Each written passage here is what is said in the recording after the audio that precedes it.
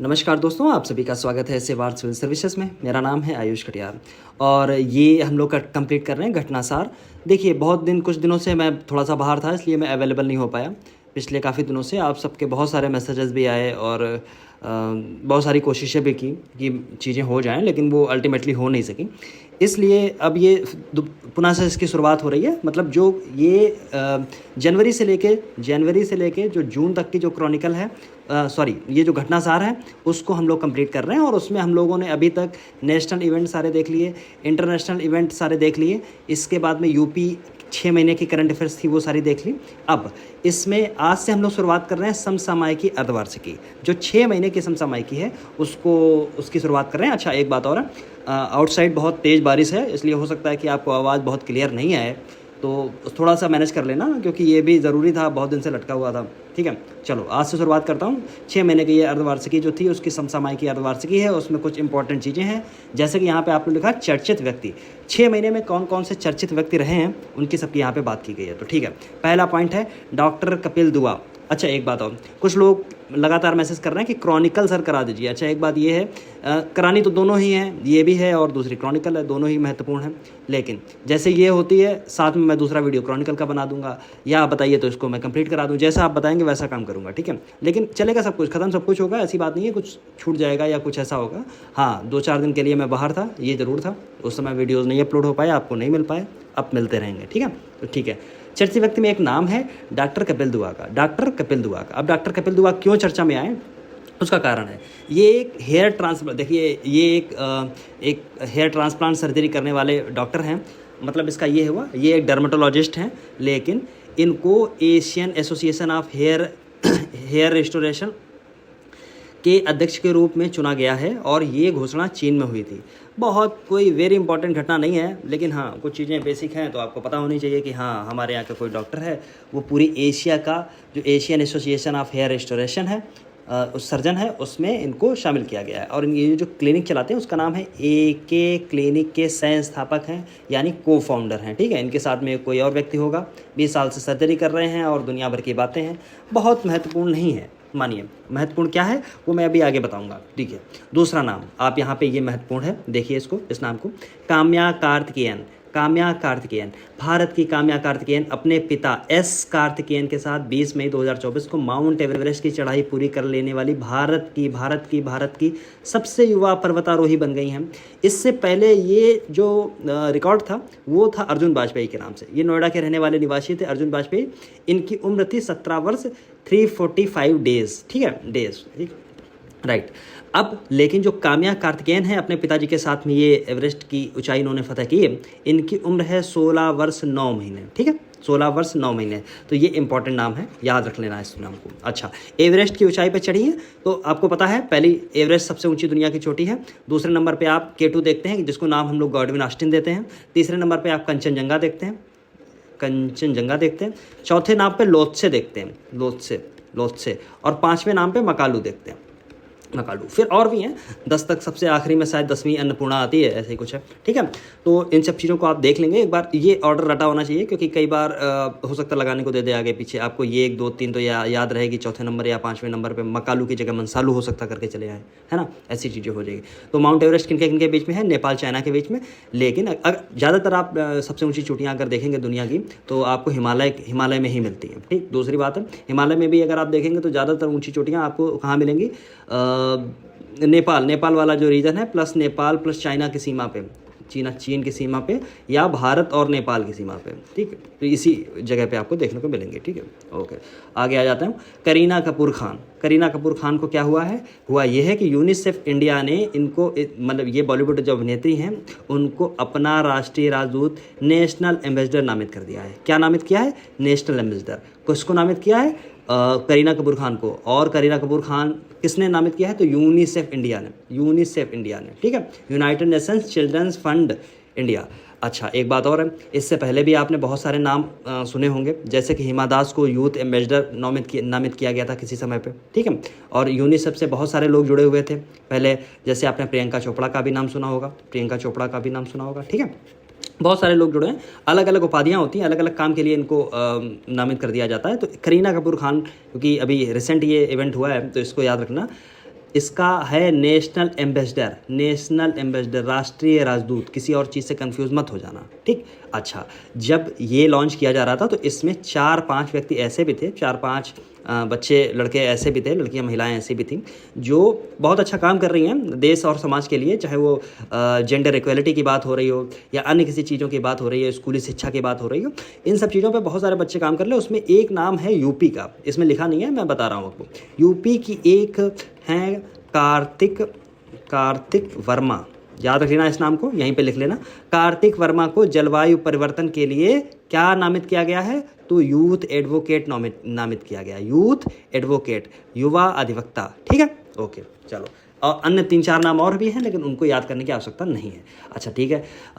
करीना कपूर, जैसे यहाँ पे लिखा है, 2014 में यूनिसेफ इंडिया से जुड़ी थी। वे पहले वे सेलिब्रिटी एडवोकेट के तौर पर काम कर चुकी हैं। चलो, अगला हमारा नाम है मुनीब अमीन भट्ट। ये कौन बंदा है? इसको देखो। ये कुलगाम के आसपास का एक जंगलपुरा गांव है, वहाँ का रहने वाला एक कश्मीरी साइबर सिक्योरिटी रिसर्चर है, रिसर्च स्कॉलर टाइप का है। उसका नाम है मुनीब अमीन भट्ट, ठीक। अब इसने किया क्या है? अभी नासा है ना, नासा यूएसए की, नासा के सिस्टम में विद्यमान उन कमियों को खोजा है जिससे उसका डेटा जो था वो लीक हो सकता था। अगर आप ऐसी कमी खोज के अगर नासा को इन्होंने बताया, तो इन्होंने, नासा वालों ने क्या किया है कि उसको हॉल ऑफ फेम में जगह दे दी है। ऐसा ही इसने पिछली बार एप्पल के साथ किया था, तो एप्पल ने भी इसको हॉल ऑफ फेम में जगह दे दी थी, समझे। तो बड़े तेज़ बच्चे होते हैं, देखो यूएसए वाले। नासा, बताइए, नासा की साइट है, लेकिन ठीक है, बच्चे कर रहे हैं, अच्छा, वेरी गुड, ठीक है। चलो, अगला हमारा नाम है रुचिका काम्बोज। वेरी इंपॉर्टेंट, याद रखना रुचिका काम्बोज क्यों इंपॉर्टेंट है, इस बात को समझिए।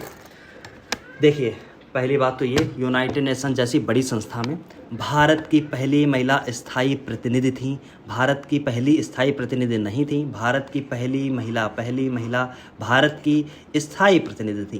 कंफ्यूज करने के हो सकता है, लिख दें दुनिया की पहली महिला स्थायी प्रतिनिधि थी, या लिख दें ऐसी फालतू की चीज़ें लिख देगा, जैसे कि लिख सकता है कि पहली महिला स्थायी प्रतिनिधि थी, या केवल पहली महिला थी, जरा कुछ भी ऐसे करेगा, तो उसमें परेशान मत होना। 1987 बैच की ये एक आईएफएस थी, और इन्होंने 2022 से अपना काम चालू किया, 31 मई 2024 तक अपना काम किया। यूनाइटेड नेशंस में भारत की पहली महिला स्थायी प्रतिनिधि थी। अच्छा, अगर ये रिटायर हो गई हैं तो इनके बाद में कौन बनाया गया है, बहुत महत्वपूर्ण है, उस नाम को भी सर्च करके लिखें। यहाँ पे नाम ये जरूर याद रख लेंगे, रुचिका काम्बोज है, काम्बोज क्योंकि आपको एंसेंट हिस्ट्री में आपको देखने को मिलता है, ठीक है। काम्बोज कौन सी जगह थी बताइए? महाजनपद काल के अगर आसपास अगर आप घूमेंगे तो आपको वो जगह पता चल जाएगी, ठीक है। चलो, फिर है अगला नाम है अच्छा, एक चीज़ और है, जैसे यहाँ पे लिखा यूनेस्को में भी भारत की स्थायी प्रतिनिधि के तौर पे काम किया था। इससे पहले ये बांग्लादेश भी रही थी, और सब चीज़ें हैं, उन सब चीज़ों पे नहीं जाएंगे, इधर आइए। ऑस्कर विजेता है एल्बर्ट एस रूडी, बहुत महत्वपूर्ण नाम है। महत्वपूर्ण नाम, मैं सही बताऊँ तो मुझे ये नाम मुझे नहीं पता था, एल्बर्ट एस रूडी मैंने आज से पहले कभी नहीं सुना, लेकिन मैंने ये वाली मूवी देखी, द गॉडफादर। दुनिया की सबसे शानदार मूवियों में सबसे एक मारी जाती है, द गॉडफादर, ठीक है। कभी फ्री हों तो ज़रूर देखिए, ठीक। तो इसके ये कौन थे? इसके ये डायरेक्टर हुआ करते थे, जो कि कनाडाई और अमेरिकी फिल्म और टीवी निर्माता हैं। कौन है? Albert S Rudy. 94 ईयर्स में इनका निधन हो गया 2024 में, ठीक है। तो बहुत महत्वपूर्ण रहेगा या नहीं रहेगा ये तो मैं नहीं बता पाऊँगा, बहुत ज़्यादा तो नहीं है, लेकिन अल्बर्ट एस रूडी आप नाम याद रखना, द गॉडफादर और मिलियन डॉलर बेबी, ठीक है, ऑस्कर विनिंग मूवीज़ थी, उनके ये डायरेक्टर हुआ करते थे, ठीक है। चलो, कर्नल वैभव अनिल काले, बहुत महत्वपूर्ण नाम है। अभी आपको पता है कि ये इज़राइल और आसपास में क्या मचा हुआ है, तो एक जगह है रफ़ा, बहुत अभी न्यूज़ में रही, बहुत ज़्यादा उस पर वो बने, पोस्टर बने। तो गाज़ा में एक जगह है रफ़ा के इलाके में शहीद हो गए, ये भारत के थे, कर्नल वैभव अनिल काले। अच्छा, भारत के थे तो वहाँ क्या करने गए? इंडिया तो लड़ नहीं रहा था, तो पूरी दुनिया से अलग अलग उनकी जो डिफेंस फोर्सेस हैं, यूनाइटेड नेशंस वहाँ से कुछ सिक्योरिटी पर्सनल मांगता रहता है और उसको अपने अकॉर्डिंगली डिप्लॉय करता है पूरी दुनिया में जहाँ ज़रूरत समझता है। उसी में एक ये थे कर्नल वैभव अनिल काले, और बहुत दुखद तरीके से ये शहीद हो गए वहाँ पर, क्योंकि ये यूनाइटेड नेशंस का झंडा लेकर एक वाहन से जा रहे थे। संयुक्त राष्ट्र ने वैभव अनिल काले को रफ़ा को यूरोपियन अस्पताल में सुरक्षा कार्यों के लिए तैनात किया था, ठीक है। वहाँ यूनाइटेड नेशंस के वाहन में सवार थे, और इसी तरह इजराइल के हमले में उनकी मौत हो गई। ये बहुत दुर्भाग्यपूर्ण था। इससे पहले ये 98 में शामिल हुए थे भारतीय सेना में। 9-10 में इन्होंने कांगो में संयुक्त राष्ट्र शांति मिशन में भी भाग लिया था। 2022 में भारतीय सेवा से सेवानिवृत्त हो गए थे। ठीक है, 2 महीने बाद वे यूनाइटेड नेशन के DHS में सुरक्षा समन्वय अधिकारी के रूप में शामिल हुए थे। ओके, अगला नाम बहुत अति महत्वपूर्ण, क्या नाम है? Peter Higgs. हिग्स जब नाम आ जाएगा तो हिग्स बोसान याद आ जाएगा, और हिग्स बोसान जब याद आएगा तो हिग्स बोसान याद आएगा तो गॉड पार्टिकल भी आपको याद आना चाहिए। वही जिसने गॉड पार्टिकल जिसके नाम पे रखा गया, जिसने गॉड पार्टिकल की खोज की, उसके लिए उनको नोबेल प्राइज़ दिया गया।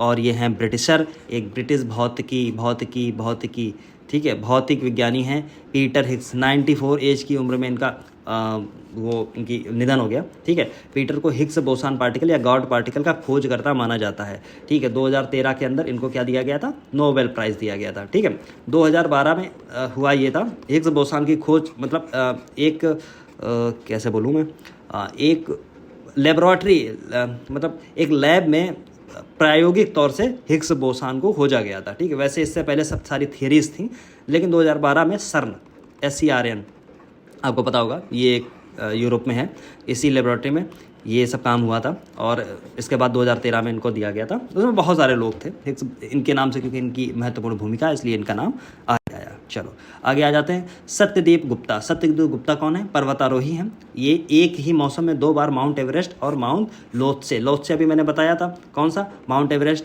K2 Godwin Austen, Kanchenjunga, Lhotse चौथे नंबर पे आती है, चौथे नंबर पे दुनिया पे, और फिर 5वें नंबर पे आपको मकालू मिल जाएगी। ठीक है, मकालू। तो लोत्से और यहाँ पे ये माउंट एवरेस्ट में एक ही मौसम में 2 बार चढ़ गए ये। ठीक है, ठीक, चढ़ाई करने वाले पर्वतारोही बने, बस और कुछ नहीं है इसमें। ठीक, चलो आओ आगे बढ़ो। पूर्णिमा श्रेष्ठ नेपाल की 32 वर्षीय हैं, पर्वतारोही हैं, पेशे से फोटो पत्रकार हैं, यानी फोटो जर्नलिस्ट हैं। पूर्णिमा श्रेष्ठ ने मई में एक ही सीजन में 13 दिनों के अंदर माउंट एवरेस्ट पर 3 बार सफल चढ़ाई कर ऐसा करने वाली दुनिया की पहली महिला पर्वतारोही बन गई। महत्वपूर्ण थोड़ा सा है, महिला हैं इसलिए ज़्यादा महत्वपूर्ण हो जाता है। दूसरा नाम ज्योति रात्रे। कई बार आपने ये नाम सुना, शायद मैं ये बता भी चुका हूँ ज्योति रात्रे के बारे में। 19 मई को MP की ये हैं, MP की 55 वर्षीय उद्यमी हैं, फिटनेस उत्साही हैं, फिटनेस फ्रीक जिसको बोलते हैं इंग्लिश में। माउंट एवरेस्ट पर चढ़ने वाली सबसे उम्रदराज भारतीय महिला बन गई। दुनिया की सबसे उम्रदराज महिला नहीं है, सबसे उम्रदराज भारतीय महिला हैं। इन्होंने यह रिकॉर्ड, पहले ये नाम संगीता बहल के नाम था, जिन्होंने 53 उम्र में ये सब काम किया था, अब ये 55 उम्र में है। ठीक है, फिर वेरी इंपॉर्टेंट नाम कामी रेता शेरपा। ये ज्योग्राफी हिस्ट्री में सब जगह पे इन्होंने अपना नाम जो है शामिल कर लिया है, और शामिल ऐसे कर लिया है कि माउंट एवरेस्ट पे 3री बार इन्होंने फतह हासिल कर ली है, 3री बार ये चढ़ी हैं माउंट एवरेस्ट पर। ठीक है, अपना पिछला रिकॉर्ड तोड़ दिया जो 29वीं बार था। इन्हें मैं क्या बोल रहा हूँ, चढ़ी है ना, रीता के नाम से मैं हमेशा चढ़ी में कन्फ्यूज होता हूँ। कामी रीता एक मेल है। ठीक है, कामी रीता शेरपा उनको बोले जाते हैं जो चढ़ाई बढ़ाई करते रहते हैं। ठीक है, तो अपना रिकॉर्ड तोड़ दिया। इन्हें एवरेस्ट मैन के नाम से भी जाना जाता है। 10 दिन पहले इन्होंने 29वीं बार चढ़ाई चढ़ी थी। ठीक है, 23 में रीता शेरपा ने 2 बार एवरेस्ट की चढ़ाई चढ़ी थी, तो मतलब 30वीं बार अगर चढ़ चुके हैं तो बहुत बड़ी बात है। दूसरी बात है, वरिष्ठ पर्वतीय गाइड है। ठीक, कामी रीता ने 1994 में पहली बार माउंट एवरेस्ट की चढ़ाई चढ़ी थी। 70 में उनका जन्म हुआ। 53 में एडमंड हिलेरी और तेंजिंग नॉर्गे, आपको सब पता होगा, माउंट एवरेस्ट के शिखर पर चढ़ने वाले पहले पर्वतारोही बने थे। ठीक है, दूसरी बात है, कामी शेरपा 8000 मीटर की चढ़ाई, मतलब 8000 से ज़्यादा ऊंचे पर्वतों की चढ़ाई की है, समझो, 39 टाइम्स। उसमें 30 बार तो केवल यही है, 30 बार एवरेस्ट, 1 बार छोयू, इसको कई बार छोयू भी लिखा हुआ मिलेगा। 8 बार चढ़ी हैं। लोत्से चढ़ी हैं 1 बार। माउंट K2 यानी गॉडविन ऑस्टिन 1 बार चढ़ी हैं। ठीक है, चलो ये सब और चीज़ें, और ये सब, अच्छा हाँ, ये सब चीज़ें बहुत महत्वपूर्ण नहीं है जानने के लिए, लेकिन एक बार जब सामने थी तो पढ़ लिया उसको। अदरवाइज कामी रीता शेरपा 30 बार, समझ, 30 बार एवरेस्ट की फतह हासिल की है। ठीक, चलो अगला नाम है मालती जोशी एक वयोवृद्ध लेखिका, कहानीकार और पद्मश्री प्राप्त करता है। मालती जोशी 90 वर्ष की उम्र में इनका निधन हुआ। इनकी महत्वपूर्ण एक कृति है मालवा की मीरा। इतनी चीज़ याद रखनी है। और देखिए इसमें यह है 2018 में तत्कालीन राष्ट्रपति रामनाथ कोविंद द्वारा उन्हें पद्मश्री से सम्मानित किया गया था। ठीक। फिर आया हिंदी, मराठी और 60 से अधिक किताबें इन्होंने लिखी हैं और ये अलग अलग किताबें हैं। इन सब चीज़ों पे बहुत ज़्यादा नहीं जाएंगे, लेकिन ये ज़रूर याद रखिए कि पद्मश्री इनको मिला है 2018 में। ऐसा मैं क्यों बोल रहा हूँ, देखिए जिस वर्ष लता मंगेशकर जी की मृत्यु हुई नहीं रही, उसी वर्ष यूपी पीसीएस में या रिव्यू ऑफिसर, मुझे याद नहीं आ रहा, दोनों में से किसी भी एक एग्ज़ाम में एक सवाल आया, एक प्रश्न आया, एक क्वेश्चन आया। वो उसमें ये पूछा गया था कि हाँ फला फला टाइम से इन्होंने काम करना स्टार्ट किया। उसमें एक स्टेटमेंट था कि सन इतने में इनको इस पुरस्कार से सम्मानित किया गया। इसलिए मैं बता रहा हूँ, इसलिए क्योंकि वहाँ पे ऐसा पूछा जा चुका है पहले, तो ये संभावनाएं होती हैं। देखिए ज़रूरी नहीं है कि केवल ये पूछे कि किसकी मृत्यु हुई, हो सकता है ये भी पूछते कौन सा इनको सर्वोच्च सम्मान, उसमें पद्म विभूषण लिख दे तो पद्मश्री आप याद रखने ना, पद्मश्री, पद्म भूषण, देन पद्म विभूषण। तो पद्मश्री इनको 2018 में रामनाथ कोविंद जी के हाथ से इनको मिला है और इन्होंने लिखी थी मालवा की मीरा। चलो ठीक। फिर और हैं औरत एक रात और ऐसे ऐसे करके ये सब लिखे हुए हैं। बहुत पढ़ना हो पढ़ लीजिए, बहुत इन पर दिमाग देने की आवश्यकता नहीं है। एक बहुत महत्वपूर्ण नाम, फली सैम नरीमन। फली सैम नरीमन शानदार एडवोकेट, बहुत कानून के बहुत अच्छे खासे किया था। किसी ज़माने में 70s के टाइम में सरकार में ये असिस्टेंट सॉलिसिटर जनरल के पद पे भी रहे और दुनिया के बड़े बड़े, मतलब दुनिया के क्या बोलूँ मैं, भारत के तो कम से कम बड़े बड़े जो केसेस थे उसमें इनकी पैरवी जो थी वो बहुत मायने रखती थी। तो ये हैं फली सैम नरीमन, बहुत बड़े उच्च कोटि के विद्वान अधिवक्ता, ठीक। और जैसे आप सुप्रीम कोर्ट में अगर देखेंगे तो सुप्रीम कोर्ट में अलग अलग होते हैं, जैसे कि सीनियर एडवोकेट। सीनियर ऐसा नहीं है कि आपकी उम्र हो गई तो सीनियर एडवोकेट वहाँ बना दिया जाता है। सीनियर एडवोकेट का मतलब है कि वो सुप्रीम कोर्ट, बार काउंसिल और बार काउंसिल के साथ में आपकी जो सुप्रीम कोर्ट होती है वो डिसाइड करती है कि कौन कौन लोग सीनियर एडवोकेट में आएंगे, ठीक। तो ये हैं सुप्रीम कोर्ट के वरिष्ठ वकील हैं फली सैम नरीमन। इतने 2024 को 1 फरवरी 2024 95 वर्ष की उम्र में इनका देहांत हो गया। 75 वर्ष से अधिक विधिक कैरियर में 13,000 से ज़्यादा फैसलों में इन्होंने पैरवी की। देखिए 91 में इनको पद्म भूषण मिला, 2007 में पद्म विभूषण मिला, सबसे टॉप का यही होता है। तो 2007 का पद्म विभूषण आप याद रखें ना, ठीक है। इससे पहले पद्मश्री हो सकता कभी दिया गया हो सकता ना दिया गया हो, ठीक। तो ये राज्यसभा के सदस्य भी रहे, ठीक। इतनी बहुत महत्वपूर्ण चीज़ें। आपको एक याद होगा, भोपाल गैस त्रासदी, ठीक, जो हुई थी, उसमें जो अभियुक्त बनाए गए थे उनका भी केस फली सैम नरीमन ने लड़ा। हालांकि बाद में उन्होंने ये माना कि ये मेरी ज़िंदगी की बहुत बड़ी भूल थी, मुझे ऐसा नहीं करना चाहिए था। लेकिन भारत में आपको पता है कि एक न्याय व्यवस्था है, न्याय व्यवस्था में आपने गलती की हो, ये तय कौन करेगा, तो ये तय करेगा कौन, आपका ये क्या बोलते हैं, अब न्यायालय ये तय करेगा। ये इसमें और किसी को कोई अधिकार है नहीं। इसलिए इस चीज़ को देखिए, होता ये है ना कि कई बार हम लोग देखते हैं कि इसका केस फलाने इंसान ने क्यों लड़ा या इसका केस उसने क्यों लड़ा। महत्वपूर्ण बात देखिए ये है कि न्याय, अगर हम बात कहते हैं ना कि भारत में न्याय हुआ है, हम या हमारी न्यायपालिका है, तो उसको हर व्यक्ति को ये अधिकार भी दिया जाना बहुत आवश्यक है कि वो अपना पक्ष रखे। भले ही उसने काम गलत किया हो, काम गलत किया या सही किया, ये सारी चीज़ें न्यायालय के बस की बात है, समझे। इस पर हम आप टिप्पणी करना अच्छी बात है, लेकिन ये बिना न्यायालय में जाए, बिना उसका केस लड़े अगर चीज़ों को कर देंगे तो हम एक न्याय सम्मत देश नहीं बनाएंगे, ठीक है। चलो आगे कुछ क्या है, अरुण योगीराज। अरुण योगीराज बहुत महत्वपूर्ण नाम है। ये है मूर्तिकार हैं अरुण योगीराज, कर्नाटक के मैसूर के रहने वाले।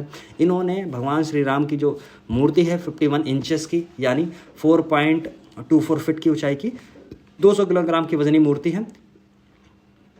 मूर्ति की प्राण प्रतिष्ठा 22 जनवरी 2024 को अयोध्या के राम मंदिर में प्रधानमंत्री मोदी जी द्वारा की गई थी और इसमें इन्होंने ये मूर्ति बनाई। दूसरी बात है, इन्होंने एक और मूर्ति जो थी, जो इंडिया गेट पे जो बनी हुई है सुभाष चंद्र बोस की, 20 फीट ऊंची है, उसको भी इन्होंने बनाया। अगर ये क्वेश्चन आएगा तो वहाँ पे आपको एक नाम लिखा हुआ मिलेगा, राम सुतार। और क्योंकि राम सुतार आपने कई बार नाम पढ़ लिया है तो हो सकता है आप राम सुतार लगा के चले आए, तो कंफ्यूज मत हो जाना। ये है अरुण योगीराज कर्नाटक के मैसूर के सुप्रसिद्ध मूर्तिकार हैं, ठीक। क्योंकि राम सुतार कई जगह आपको मिला है, जो वार मेमोरियल था उसमें भी इनका बड़ा हाथ है, ठीक। और दुनिया की, मतलब कम से कम जो पटेल साहब की जो मूर्ति बनाई गई है उसमें राम सुतार का बड़ा हाथ था, ठीक है। तो ऐसे बहुत जगह इनका नाम आया है, लेकिन यहाँ पे आप याद रखें अरुण योगीराज, ठीक है। अगला नाम है साइमा वाजिद को WHO ने दक्षिण पूर्व एशिया के क्षेत्रीय निदेशक के रूप में नियुक्त किया गया है।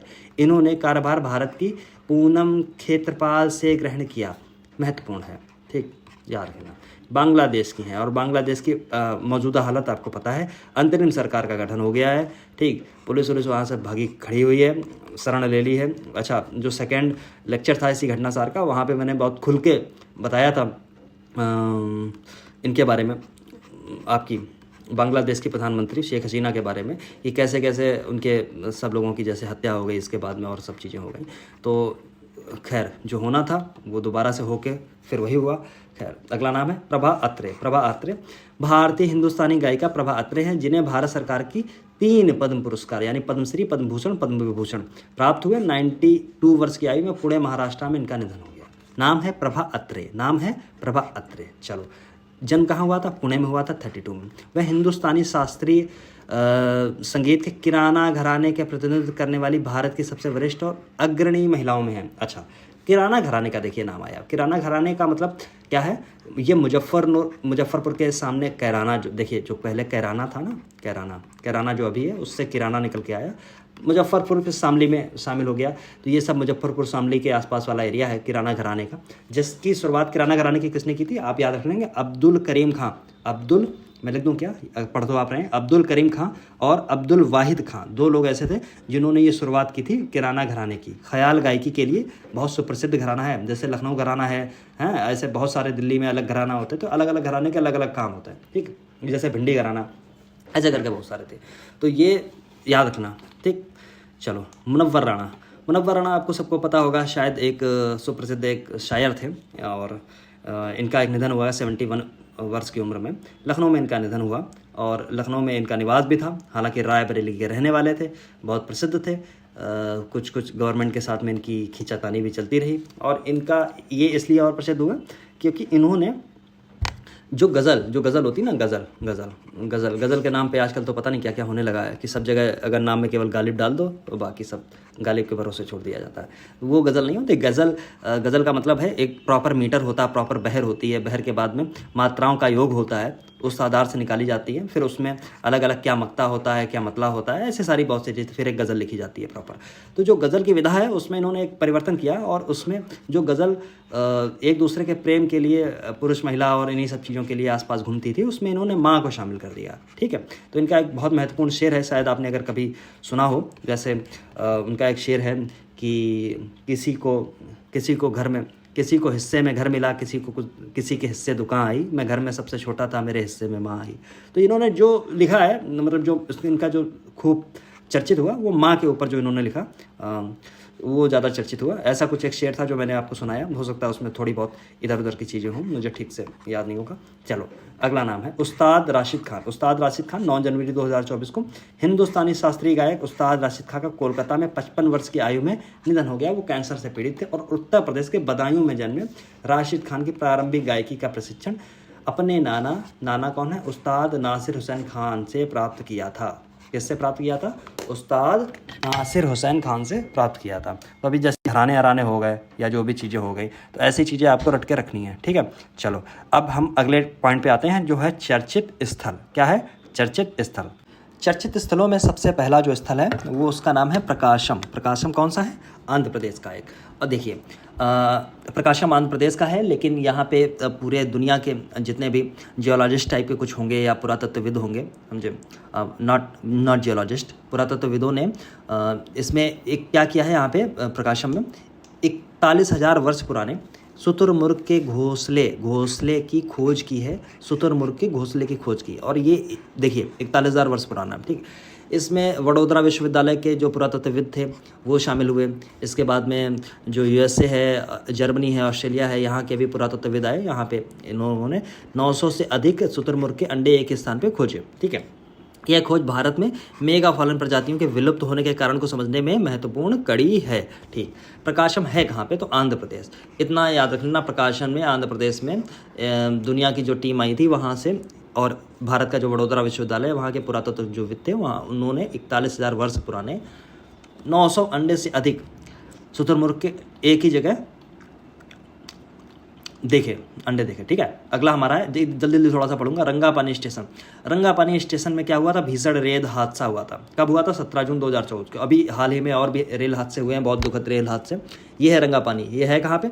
उत्तर जो बंगाल है, वहाँ न्यू जलपाईगुड़ी रेलवे स्टेशन से 30 किलोमीटर दूर है रंगापानी स्टेशन। वहाँ पे रेल हादसा हुआ और ये जो ट्रेन थी रेड सिग्नल पर खड़ी थी। अगरतला शियालदह कंचनजंगा एक्सप्रेस ने कंटेनर मालगाड़ी ने पीछे से टक्कर मार दी, जिसमें हुआ क्या? 3 डिब्बे बुरी तरह से क्षतिग्रस्त हो गए, 10 लोगों की इसमें मृत्यु हो गई, 46 इसमें घायल हो गए, ठीक है। चलो आगे आ जाइए। है पड़ता बेट गुजरात। पड़ता बेट गुजरात में हुआ क्या? बहुत महत्वपूर्ण है, देखिए इसमें आप इंपॉर्टेंट लगा लीजिएगा, ठीक। क्यों लगा लेंगे? पड़ता बेट गुजरात। पड़ता बेट गुजरात में हुआ यह है कि केरल विश्वविद्यालय के पुरातत्वविद थे। उन्होंने पड़ता बेट में 5200 वर्ष पुरानी हड़प्पा बस्ती की खोज की। 5200 वर्ष पुरानी मतलब आप ये समझ लीजिए कि 2000 वर्ष आप यहीं से कम कर दें और इसके बाद में 3200 BC चले जाएंगे, BC, ठीक है। 3200 BC, ओके चल जाओ महाराज, क्या हुआ? ओके चला, ठीक, okay something went wrong. 3200 BC के आसपास की यहाँ पे बात हो रही है। ये हड़प्पा बस्ती मिली। अब आप देखते हैं जब भी कभी क्वेश्चन आता है प्रीलिम्स में, आपको मैचिंग दी जाती है या आपसे पूछा जाता है ये कहाँ पे है, तो आप हमेशा कंफ्यूज हो जाते हैं। तो वहाँ पे आपको सब जगह लोथल या कालीबंगा या सब ऐसे नाम जो चर्चित नाम है वो नहीं मिलते हैं। अब चीज़ें चेंज हो गई हैं, तो याद रखना पड़ता बेट हो सकता है आपके एग्जाम में आ जाए, ठीक। दूसरा एक महत्वपूर्ण नाम यहाँ पे देखिए लिखा हुआ है, जूना खटिया कब्रिस्तान। कहाँ है? कच्छ जिले में है, गुजरात में ही। कच्छ आपको पता है रेगिस्तान वाला एरिया, जहाँ पे गधे मिलते हैं। गधों की एक प्रजाति है जो IUCN में भी रेड डेटा बुक में भी इसमें जो है इसको शामिल किया गया है, तो आप याद रखेंगे, ठीक है। तो यहाँ पे जो कब्रिस्तान है वहाँ 5200 वर्ष पुरानी हड़प्पा बस्ती यहाँ पे खोजी गई थी और उत्खनन के प्रारंभिक हड़प्पा से लेके उत्तर हड़प्पा, मतलब शुरुआत की जो हड़प्पा टाइम था और उसके बाद तक जो बाद में हम लोग बोलते हैं ना उत्तर हड़प्पा, जब हड़प्पा सभ्यता जब एंड होने लगी, ये उत्तर हड़प्पा सभ्यता इसको बोलते हैं। वहाँ के कंकाल मिले, मिट्टी के बर्तन मिले, जानवरों की हड्डियाँ मिली, अर्धकीमती पत्थर मिले, टेराकोटा, स्पिंडल भंवर, तांबा और विभिन्न उपकरण मिले। इससे पहले जूना खटिया में 1819 में 500 कब्रों का एक सामूहिक कब्रिस्तान भी खोजा गया था, ठीक है। तो जूना खटिया याद रख लेना। दूसरी चीज़ ये याद रखना, पड़ता बेट गुजरात, ठीक। दोनों ही बहुत महत्वपूर्ण है। हो सकता है अगर करंट में नहीं आए तो वैसे आपसे हो सकता है पूछ लिया जाएगा मैचिंग में या कहीं पे और रख के, ठीक। अगला है महबूब नगर। बड़ा अच्छा नाम है, महबूब नगर। ओके चल जाओ। ये क्या होता है? समथिंग कुछ तो गड़बड़ कर रहा है। महबूब नगर है, ओके ठीक है। तेलंगाना के महबूब नगर है। गंगापुरम में मार्च 20 में कल्याणी के चालुक्य राजवंश के 900 वर्ष पुराने शिलालेख की खोज की गई है। महत्वपूर्ण हो गया, इंपॉर्टेंट हो गया, ठीक है। याद रख लेना इसको। महबूब नगर में तेलंगाना के महबूब नगर में चालुक्य राजवंश के 900 वर्ष पुराने शिलालेख की खोज की गई है। चलो इंडोनेशिया की बात है। इंडोनेशिया में ये जो भी यहाँ पे लिखा हुआ है, यहाँ पे लिखा है ज्वालामुखी के कुछ विस्फोट हुए हैं, उनकी बात की जा रही है। और देखिए इंडोनेशिया में ठीक ठाक ज्वालामुखी हैं। अच्छा यहाँ पे चलो तो पढ़ ही लेते हैं हम लोग एक बार। इंडोनेशिया में स्थित ईबू ज्वालामुखी, मैचिंग में हो सकता आ जाए। ईबू ज्वालामुखी कहाँ है? ईबू ज्वालामुखी 2024 में भीषण विस्फोट हुआ। विस्फोट के कारण 5 किलोमीटर ऊंचाई तक राख फैल गई। आपको पता है राख निकलती है, CO2 निकलता है, SO2 निकलती है, H2O सबसे ज़्यादा अगर निकलता है तो जल वाष्प निकलती है। कई बार ये क्वेश्चन पूछा गया है प्रीलिम्स में, हो सकता है पूछा भी जाए आगे। जब एक विस्फोट होता है तो सबसे ज़्यादा क्या निकलता है? तो आप याद रखना, सबसे ज़्यादा जल वाष्प निकलती है, वाटर वेपर निकलती है, H2O निकलता है, ठीक। याद रखना इसको। इंडोनेशिया जबकि पिछले वर्ष इंडोनेशिया में एक अन्य ज्वालामुखी है जिसका नाम सबको पता है, मेरापी में भी भीषण विस्फोट हुआ था, कई लोगों की जान गई थी। अप्रैल 2024 में इंडोनेशिया की अन्य एक है रुआंग माउंट ज्वालामुखी में भी विस्फोट हुआ, जो उत्तरी सुलावेसी प्रांत में स्थित है। इंडोनेशिया में 127 सक्रिय ज्वालामुखी हैं, ठीक ठाक बहुत ज़्यादा हैं, जो प्रशांत महासागर के रिंग ऑफ फायर में आते हैं। देखिए यहीं पे मैं आपको लेके जाना चाहता था और यहीं ये लिखा हुआ भी है। रिंग ऑफ फायर क्या है? चलो छोटी छोटी चीज़ें ऐसे समझ लेता हूँ। रिंग ऑफ फायर ये है कि जब आप प्रशांत महासागर, ठीक, पैसिफिक ओशन की जब आप बात करते हैं तो वहाँ पे आपको जैसे यहाँ पे ऑस्ट्रेलिया मिल गया, ऑस्ट्रेलिया के बाद में ये एशिया का पार्ट है और यहाँ पे आपको मिल जाएगा फिलीपींस, मिल जाएगा यहाँ पे इंडोनेशिया और यहाँ पे थाईलैंड और ऐसे करके ये सब चीज़ें, और फिर यहाँ पे ऐसे मिलेंगे, ठीक है। तो यहाँ से ऐसे लिखते होंगे आपको, देखिए ऐसे पूरा ये यूरेशिया है, ये ऊपर यूरोप और एशिया वाली प्लेट है, ठीक है, जहाँ पे ये आपको यहाँ पे ये पीछे आपको मिलता है रूस, रशिया, ठीक। यहाँ पे फिर आपको वो मिल जाता है आपका यूएसए, और फिर यूएसए ऐसे ऐसे करके चला गया, फिर यहाँ पे कैरेबियन देश मिल गया, फिर आपको ये साउथ अमेरिका मिल गया। तो ऐसे करके ऐसे ऐसे इनर प्लेट पे ये यहाँ पे आपको रिंग ऑफ फायर मिलते हैं। रिंग ऑफ फायर मतलब यहाँ ज्वालामुखी पर्वत आपको बहुत ज़्यादा मिलेंगे। ये पूरी दुनिया के ज्वालामुखी पर्वतों में 2/3 ज्वालामुखी पर्वत आपको यहीं पे ही मिलते हैं, ठीक। तो इस चीज़ को याद रख लेना। चलो आगे आ जाओ। कोडागू, अच्छा एक चीज़ आप और बताइए, एक मौना, माउंट मौना करके है, ठीक है। माउंट मौना जो है वो क्या रिंग ऑफ फायर में है या नहीं है, ठीक, आपको ये बताना है। चलो कोडागू, कोडागू, कोडागू कर्नाटक के कोडागू जिलों में बहने वाली एक नदी है, लक्ष्मण तीर्थ नदी। लक्ष्मण तीर्थ नदी भीषण गर्मी के कारण सूख गई। किसकी सहायक नदी हुआ करती थी? तो याद रख लेना, ये कावेरी नदी की सहायक नदी होती थी, जो कुट्टा के जंगलों से निकलने वाली ये नदी थी, ठीक ठीक। चलो कोडागू याद रख लेना, कोडागू में, कोडागू जिले में बहती थी, 180 किलोमीटर की थी, ठीक। लक्ष्मण तीर्थ नदी सूख गई है। New Caledonia, new Caledonia France का न्यू कैलेडोनिया है। देखिए अब ऐसे यहीं से क्वेश्चन कई बार आ जाते हैं और आप लोग कहते हैं कि ज्योग्राफी में हमको ये चीज़ें मिली नहीं, क्या हुआ। इनकी लिस्टिंग अगर आप कर लें ठीक से बैठते हुए तो बहुत फ़ायदेमंद होती हैं। हो सकता है 2 4 5 क्वेश्चन आपको यहीं से सीधे सीधे सही हो जाएँ, ठीक है। और ज्योग्राफी में अगर आप अलग से पढ़ेंगे तो उन सब चीज़ों को करने में आपको प्राण दे देने पड़ेंगे, ठीक। इसलिए मैं कह रहा हूँ इन चीज़ों को थोड़ा सा ध्यान से देखिए। न्यू कैलेडोनिया एक द्वीप है जहाँ पे 12 दिवसीय आपातकाल की घोषणा की गई थी। ये एक फ्रांसीसी विदेशी द्वीप है, ठीक। दक्षिण पश्चिमी प्रशांत महासागर, ठीक, दक्षिण पश्चिमी प्रशांत महासागर में स्थित है। द्वीप समूह में घातक अशांति को दबाने के लिए आपातकाल लगाया गया। यहाँ के स्वदेशी लोग लंबे समय से स्वतंत्रता की मांग कर रहे हैं। आप देखेंगे यूएसए हो गया या फ्रांस हो गया या आपका ब्रिटेन हो गया, इन सब के द्वीप आपको दुनिया में कहीं ना कहीं मिल ही जाते हैं। कई जगह पे इन लोगों ने खाली कर दी अपनी कॉलोनी, कई जगह पे अभी भी कुंडली मार के बैठे हुए हैं। तो ऐसी सब बातें होती रहती हैं। एक बार मुझे याद है अभी 2 4 साल पहले यूएस एक द्वीप का मामला था, हिंद महासागर के ही आसपास था, या आपका जो ईस्टर्न एरिया है, ईस्टर्न मतलब ईस्टर्न अफ्रीका के ईस्ट साइड में जब आप जाएंगे तो एक यहाँ पे द्वीप है, उसका एक मामला चला था और ब्रिटेन के साथ में था युद्ध, मतलब ब्रिटेन के साथ में लड़ाई थी आपसी। ये मामला चला गया था ICJ में, इंटरनेशनल कोर्ट ऑफ जस्टिस में, जहाँ पे इंडिया ने अगेंस्ट ब्रिटेन के अगेंस्ट में अपना वोट कर दिया था, ठीक है। तो ऐसी सब चीज़ें हैं, ये लगातार होती रहती हैं। थोड़ा न्यूज़ में अगर आप ध्यान रखेंगे तो चीज़ें आपको रिकॉल करने में आसानी हो जाती है, ठीक है। न्यू कैलेडोनिया की सीमाएं कहाँ मिलती हैं? तो Australia, Fiji, New Zealand, Papua New Guinea और वानुअतु। वानुअतु कहाँ है मुझे नहीं पता है, सीरियसली मुझे नहीं देखा, लेकिन ये वही एरिया होगा। ऑस्ट्रेलिया यहाँ पे जैसे ऑस्ट्रेलिया आ गया, न्यूजीलैंड आ गया ऊपर ही, ठीक है। और क्या आ गया? पापुआ न्यू गिनी, यही आधा बांट लेता है ना पापुआ न्यू गिनी और एक आइलैंड पे, ठीक है। ऐसे ही इसी वाले एरिया में है न्यू कैलेडोनिया, ठीक, याद रख लेना इसको। और आओ बेडोड द्वीप। हाल ही प्रकाश एक अध्ययन में ये पता चला कि ऑस्ट्रेलिया की पश्चिमी ऑस्ट्रेलियाई द्वीप बैडॉट में 80 से 90% समुद्री पक्षी समाप्त हो गए हैं।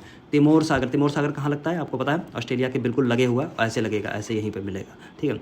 इसमें इस द्वीप में 2023 में आए चक्रवात इल्सा के कारण समुद्री पक्षियों की हानि हो गई थी। लो तो हो सकता है आपको बैड आउट आ जाए कहीं पे, कहाँ पे है ये पूछ ले या मैचिंग में पूछ ले। न्यू कैलेडोनिया पूछ सकता है, ऐसे बहुत सारे हैं वो आपसे पूछे जाते हैं। चलो अगला आया है नवीनतम नियुक्तियों के बारे में। चलो अच्छा देख लेते हैं, क्या बुराई है।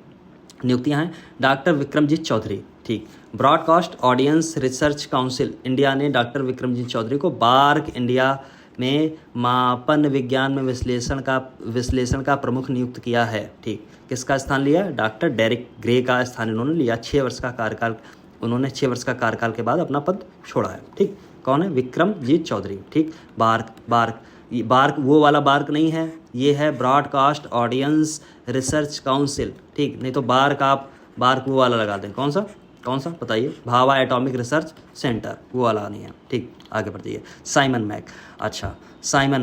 मैक कौन है? जून 2024 में भारत के पहले AI यूनिवर्सिटी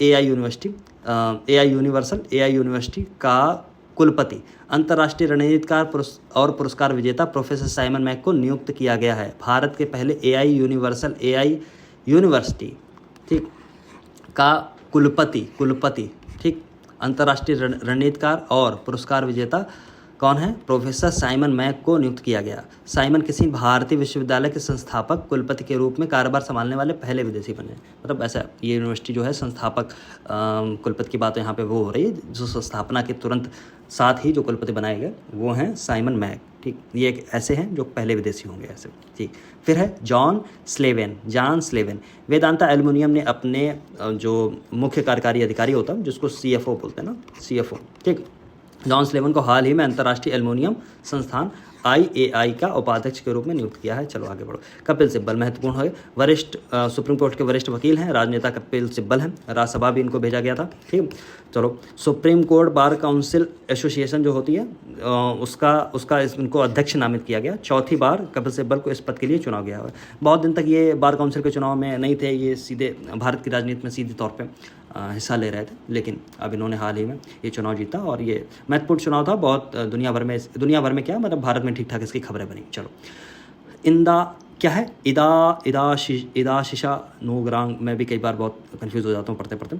इदा शिशा को 19 मई 2024 को मेघालय की पहली महिला पुलिस महानिदेशक DGP नियुक्त किया गया। इंपॉर्टेंट है, महिला हैं, पहली हैं पुलिस महानिदेशक बनी है, DGP director general of police. ठीक, नियुक्त किया गया 2021 में। वो कार्यवाहक DGP के रूप में कार्य कर रही थी। ठीक, अब ये कार्यवाहक से सीधे नहीं हो गए, तो नाम याद रखना इदा शिशा नोग्रांग। कहाँ पे है? मेघालय में, वही मेघालय जहाँ गारो खसी जयंतियाँ आपको मिलती हैं। ठीक, वही मेघालय जहाँ पे चेरापूंजी आपको देखने को मिला था। ठीक है, मानिसराम इस समय देखने को मिलता है, वही मेघालय। ठीक है, चलो एडमिरल दिनेश कुमार 26वें नौसेना अध्यक्ष का पदभार ग्रहण किया।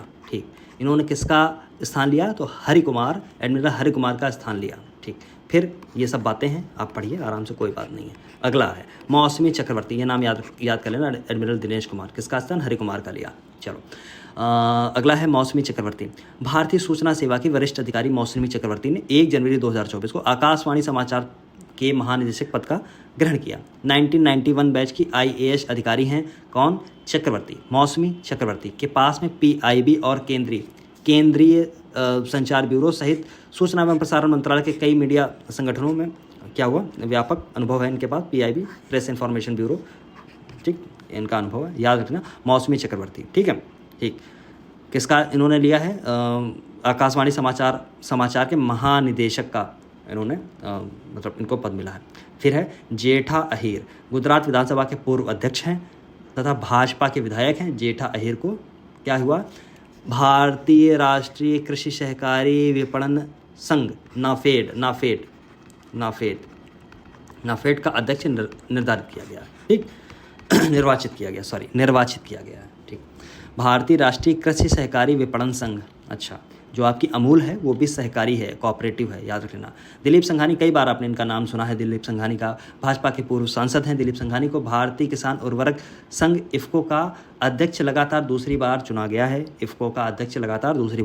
दिलीप संघानी महत्वपूर्ण है, याद रखना। भारतीय किसान उर्वरक संघ, जिसको इफ़को की यूरिया भी आती है, खाद वाद भी आती है बोरियों में। ठीक है, तो भारत सरकार की है। उस पर अब तो सब्सिडी सब लिख के आने लगी। खैर वो अलग विषय है, उस पर मैं नहीं जाना चाहता हूँ। संजय कुमार मिश्रा नाम आपने कई बार सुना हुआ। चलो, है क्या? अवकाश प्राप्त न्यायाधीश संजय कुमार मिश्रा ने NGT अपीलीय प्राधिकरण के पहले अध्यक्ष के रूप में शपथ ग्रहण की। इस चीज़ को मैं बता चुका हूँ पहले भी, क्योंकि देखिए नेशनल ग्रीन ट्रिब्यूनल जो था उसके साथ में अपीलीय प्राधिकरण का भी प्रावधान किया गया था, और अपीलीय जो न्यायाधिकरण है, ठीक, न्यायाधिकरण का भी प्रावधान किया गया था, जिसको न्याय करने की मतलब जिसके अंदर न्याय करने की पावर होती है। ठीक है, याद कर लेना। दूसरी चीज़ है संजय मिश्रा, इस पद पर कार्यकाल कितना होगा? तो 4 वर्ष का होगा, याद कर लेना। संजय कुमार मिश्रा महत्वपूर्ण है, इसको वेरी वेरी वेरी इंपॉर्टेंट लिख लेना, बहुत महत्वपूर्ण है। ठीक है, GST अपीलीय न्यायाधिकरण केंद्रीय वस्तु एवं सेवा अधिकरण 2017 के तहत गठित एक अपीलीय प्राधिकरण है, जिसकी मुख्य पीठ कहाँ पे है? मुख्य पीठ कहाँ है? दिल्ली में है। और शायद इसकी और कितनी पीठ हैं मुझे ठीक से याद नहीं आ रहा, मैं अगर मारूंगा तो तुक्का मारूंगा, मुझे सही से नहीं पता, सीरियसली नहीं पता, लेकिन शायद 39 है क्या, ये मैं सही नहीं बता पा रहा हूँ। मुझे हो सकता है मैं श्योर हूँ कि मैं गलत ही हूँ, क्योंकि मुझे ठीक से याद नहीं है, लेकिन मुझे ये नंबर पता नहीं क्यों याद आ रहा है। मेरे इंस्टिंक्ट ऐसे बोलना है कि ये 39 ऐसा कुछ है। ठीक है, तो याद रखना GST अपीलीय न्यायाधिकरण केंद्रीय वस्तु एवं सेवा अधिनियम 2017 के तहत गठित किया गया है, GST अधिनियम के तहत। ठीक, अपीलीय प्राधिकरण है। चलो, प्रदीप कुमार त्रिपाठी। केंद्रीय कैबिनेट की नियुक्ति समिति ने 27 मई 2024 को प्रदीप कुमार त्रिपाठी को लोकपाल का सचिव नियुक्त किया है। त्रिपाठी 87 बैच के भारतीय प्रशासनिक सेवा के अधिकारी हैं। इस पद पर नियुक्ति 2 वर्ष के लिए इनकी की गई है। अच्छा, ठीक है। अच्छा, इस समय कितनी समितियाँ हैं? ठीक, जैसे कैबिनेट कमेटी की नियुक्त समिति होती है, ऐसे कौन कौन सी समिति हैं, तो क्या बदलाव पिछले 2-3 साल पहले, शायद आई थिंक 3 साल पहले कुछ बदलाव हुआ था।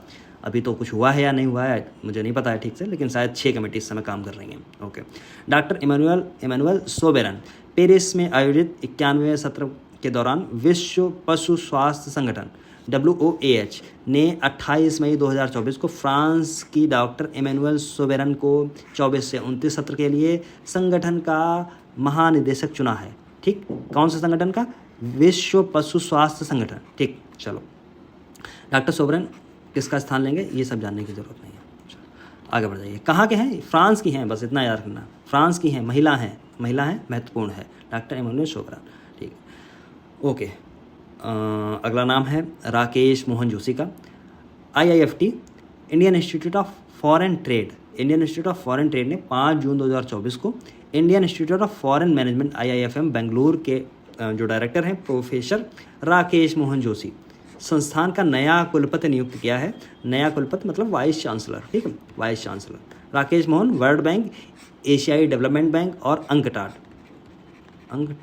ठीक है, United nation convention on trade and development, international dairy federation जैसे कई संगठनों से जुड़े रहे हैं, मतलब पहले जुड़े हैं, मतलब अच्छा अनुभव है। ADB से भी जुड़े हुए हैं, वर्ल्ड बैंक से भी पहले जुड़े हुए हैं, अंकटाड और इंटरनेशनल डेयरी फेडरेशन, ऐसे सही कई सारे उस चीज़ों से ही जुड़े हुए हैं। इस समय इनको क्या किया गया? International institute of foreign management Bengaluru में डायरेक्टर हैं को संस्थान का नया कुलपति क्या किया गया? नियुक्त किया गया है। ठीक, किसका? Indian institute of foreign trade. चलो आगे आओ। मनोज पांडा, कई बार आपने ये नाम सुना। मनोज पांडा को पूर्वकालिक सदस्य चुना गया था। किसका? देखते हैं। भारत सरकार ने प्रसिद्ध अर्थशास्त्री हैं मनोज पांडा को 24 अप्रैल में 16वें वित्त आयोग का पूर्णकालिक सदस्य चुना गया। मैंने ये क्वेश्चन टेलीग्राम पे भी बताया था, अगर आप टेलीग्राम पे नहीं है तो आ जाना। कभी कभी कुछ ना कुछ डालता रहता हूँ मैं, रोज़ सब कुछ नहीं डालता हूँ, लेकिन जो भी डालता हूँ महत्वपूर्ण डालता हूँ। ठीक है, मनोज पांडा ने निरंजन राजाध्यक्ष का स्थान लिया, जो पिछले दिनों व्यक्तिगत कारणों से त्यागपत्र दे दिया था। ठीक, इंपॉर्टेंट है। अच्छा, एक चीज़ और है, जो 16वां वित्त आयोग है, आप ये चीज़ें देखिए। वर्तमान में वित्त आयोग कौन सा चल रहा है, वित्त आयोग का स्ट्रक्चर क्या है, इसको समझिए। दूसरी चीज़ है, वित्त आयोग में कौन पूर्णकालिक सदस्य होते हैं, कौन वित्त आयोग में कोई वित्त आयोग में कोई ऐसा भी है जो एक्स ऑफिसियो होता हो, और वित्त आयोग, ये जो वित्त आयोग है वर्तमान का, ये कौन से किस सन से किस सन तक अपनी रिकमेंडेशन दे रहा है। ठीक, आगे आ जाओ। डॉक्टर मोहम्मद रिहान, अलीगढ़ उत्तर प्रदेश मुस्लिम यूनिवर्सिटी के इलेक्ट्रिकल इंजीनियरिंग विभाग के प्रोफेसर हैं। मोहम्मद रिहान को 2024 में भारत सरकार के नवीन और नवीकरणीय ऊर्जा मंत्रालय के सौर ऊर्जा संस्थान MNRE, ठीक, राष्ट्रीय सौर ऊर्जा संस्थान में महानिदेशक नियुक्त किया गया है। इनका कार्यकाल कितने वर्ष का होगा? 3 वर्ष का होगा। लेफ्टिनेंट जनरल उपेंद्र द्विवेदी की बात आ रही है, तो लेफ्टिनेंट जनरल उपेंद्र द्विवेदी को हाल ही में नया थल सेना अध्यक्ष नियुक्त किया गया। थल सेना अध्यक्ष मनोज पांडे ने पदमुक्त होने के बाद क्या किया? उपेंद्र को नए थल सेना अध्यक्ष का कार्यभार ग्रहण किया। और पिछले महीने में एडमिरल बारे में देखा था, वो नाम आप याद कर लीजिए। दूसरा चलिए, संजीव पुरी की बात है। यहाँ पे है ITC के चेयरमैन सह प्रबंधक निदेशक संजीव पुरी को उद्योग। ITC क्या है? देखो, ITC शायद आपने सुन रखा हो। ITC ये क्या? एक सेकंड, ये चल क्यों नहीं रहा?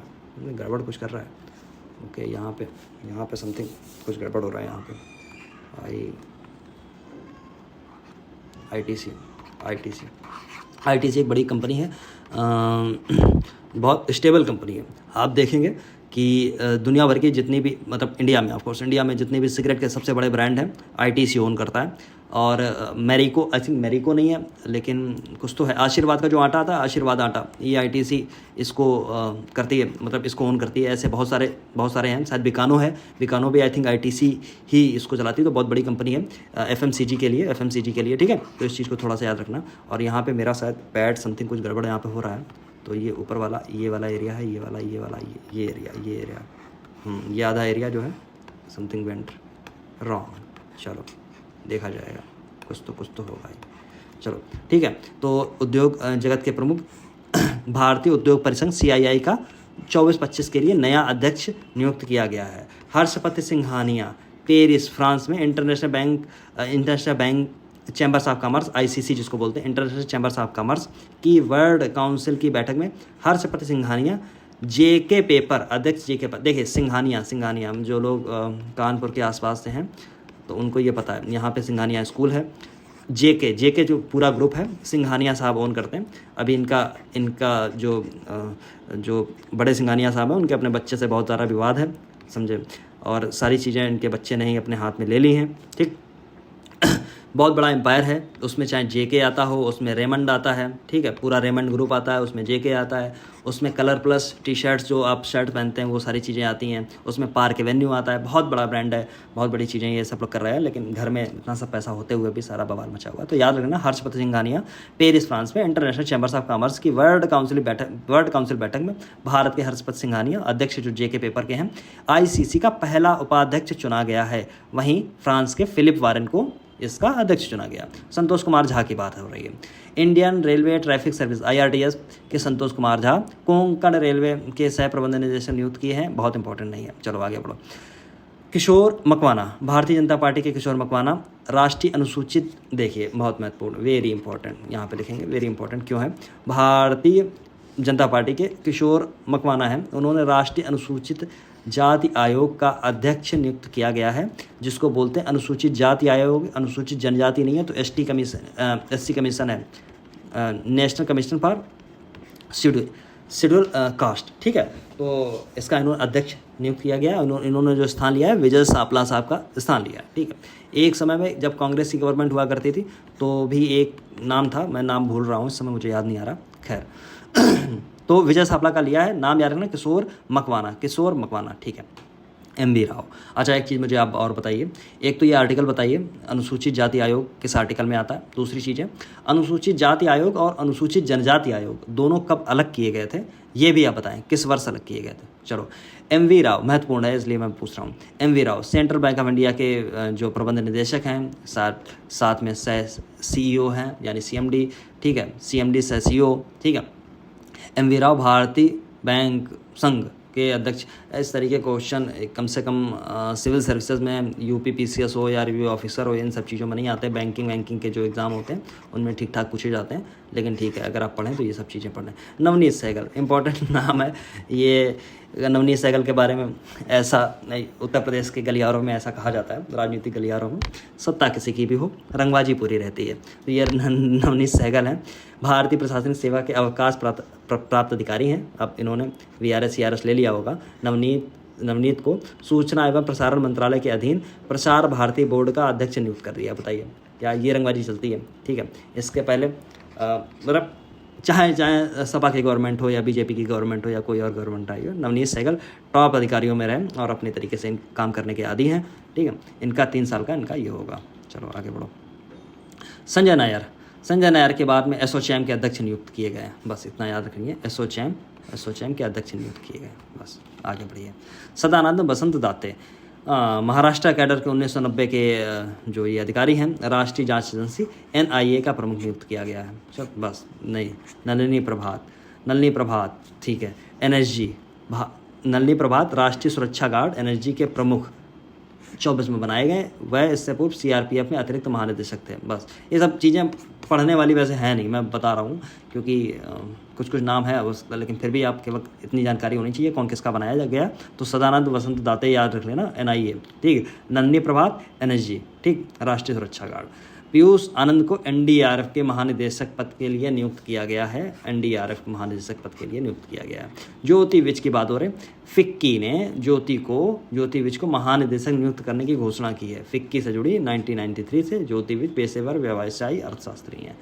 नरसिंह यादव की बात कर रहा हूँ, वर्ल्ड कुश्ती। नरसिंह यादव पहले भी बहुत सारे ऐसे कुश्ती फेडरेशन में कई अलग अलग जगह पर हैं। यहाँ पे रहे राष्ट्रमंडल खेलों के पूर्ण स्वर्ण पदक विजेता है नरसिंह यादव। भारतीय कुश्ती महासंघ एथलीट आयोग का अध्यक्ष इनको नियुक्त किया गया। महत्वपूर्ण है, याद कर लेना। चलो कृष्ण इला Indian vaccine manufacturing association IVMA ने 24 से 26 तक के लिए भारत बायोटेक के सह संस्थापक हैं।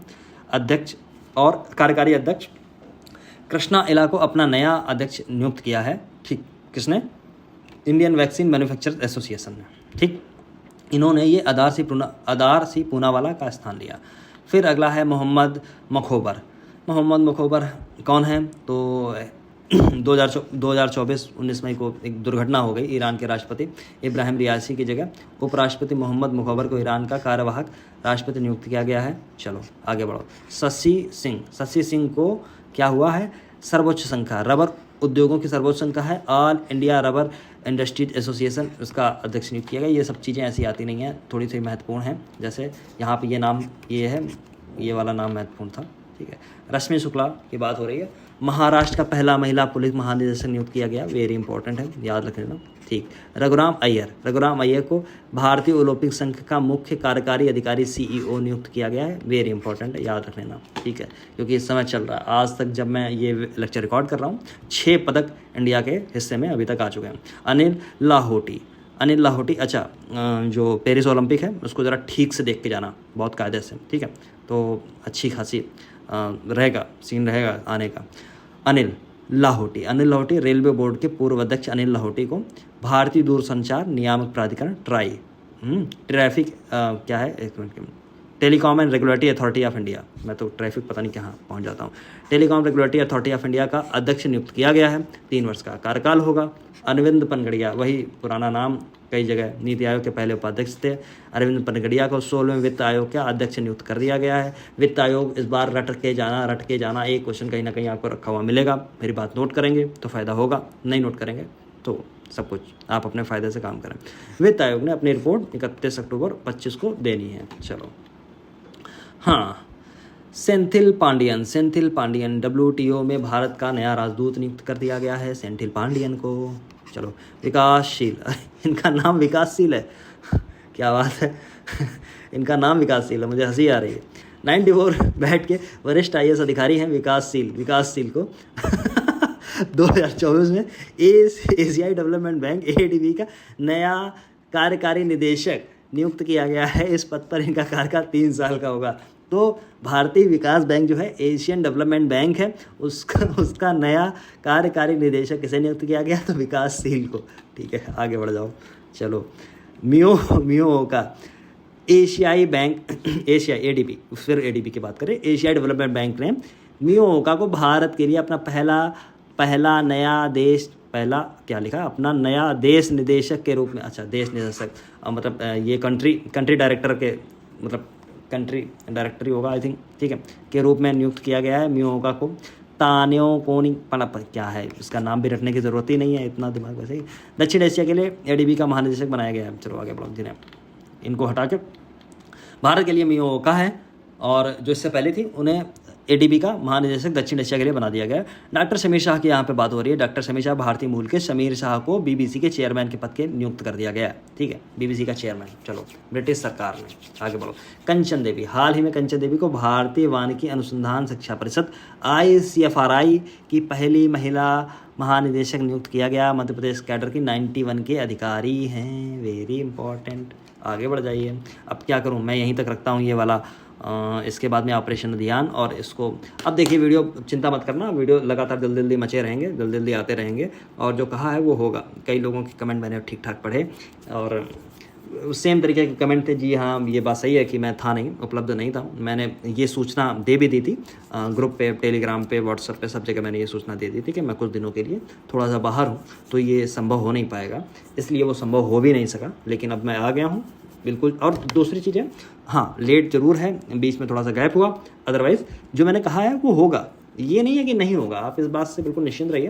पिछली वाली जो घटनासार थी, आपको शायद याद हो, जो लास्ट ईयर शायद मैंने कराई थी अगस्त के आसपास में, अगस्त सितंबर के आसपास, उसमें मैंने 25 उसके लेक्चर लिए थे। तो आप ये मत कहिए कि मैंने कराई नहीं चीज़ें, मैं सब पूरी जो चीज़ मैंने उठाई है वो मैं कराऊंगा। बीच वाली मैंने इसलिए नहीं कराई थी, उसका कारण था लोग ही नहीं थे देखने वाले। जब देखने वाले लोग नहीं थे, कोई एग्ज़ाम आ नहीं रहा था, तो मैं ये चीज़ समझ गया कि जब लोग पढ़ते हैं तभी पढ़ते हैं, हमेशा नहीं पढ़ते, कितना भी बताओ।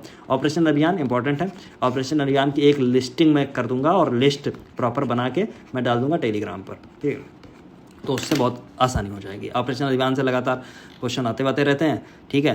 तो बहुत बहुत धन्यवाद आपका बने रहने के लिए सेवार सिविल सर्विसेज के साथ में। अच्छे अच्छे कमेंट करिए। कुछ लोगों की पता नहीं यार, कुछ लोग तो अगर किसी को नहीं देखना है, कुछ नहीं समझ में आ रहा है तो मत देखिए। फालतू के कमेंट डिसलाइक करने से क्या हासिल हो रहा है? अच्छा ये बताइए, इससे मैं क्या हासिल इससे कर रहा हूँ? मैं अगर बैठा हूँ कंप्यूटर के सामने अपने और मैं ये रिकॉर्ड कर रहा हूँ, मैं अपलोड कर रहा हूँ, मुझे इससे क्या हासिल है? मुझे इससे कुछ भी हासिल नहीं है, ठीक है। तो इसलिए मैं ये जो कुछ कर रहा हूँ मैं आपके लिए कर रहा हूँ, ठीक है। और थोड़ा सा मज़ा आता है, अच्छा लगता है। कोई चीज़ अगर बेहतर तरीके से बताने की कोशिश हो तो मुझे बेहतर लगता है, तो वो सारी मैं कोशिश कर रहा हूँ। और उसमें अगर आप कुछ लोग गलत कमेंट करते रहते हैं, अगर ऐसे चीज़ें करेंगे तो मैं बंद कर दूंगा किसी दिन, फिर आप लोग कहेंगे। खैर एनीवे, चलो बहुत बहुत धन्यवाद आपका बने रहने के लिए सेवार सिविल सर्विसेज के साथ में। बहुत धन्यवाद आपका, ठीक है, थैंक यू।